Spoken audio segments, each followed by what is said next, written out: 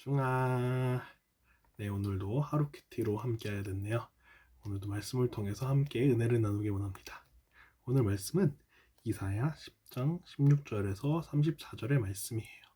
오늘 말씀 잘 받겠지만 저번 말씀까지는 계속적으로 하나님께서 이스라엘에게 심판을 선포하시는 말씀이었어요. 그런데 오늘은 하나님께서 이스라엘에 대한, 유다에 대한 회복을 말씀을 하십니다.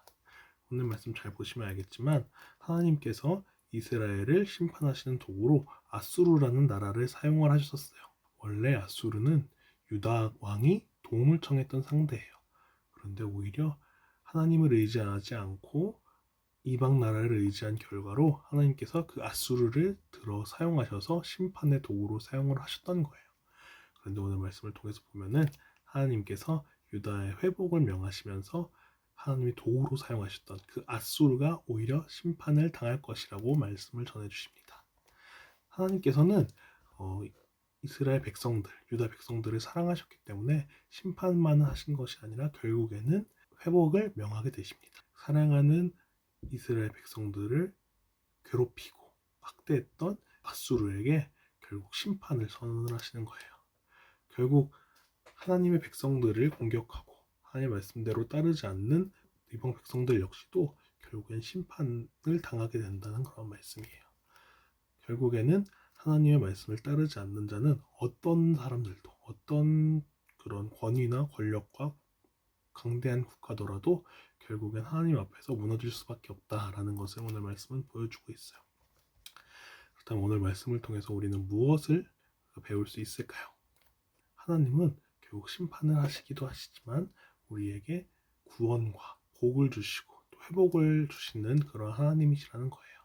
그리고 하나님의 도구로 사용했던 아수르도 결국에는 하나님께 징벌을 받는 존재가 된다는 걸 보면서 하나님께서 말씀하셨던 심판의 예언, 그런 모든 것들이 다 이루어졌잖아요. 이스라엘에게 또한 회복을 선포하십니다. 결국 그 회복도 이루어져요.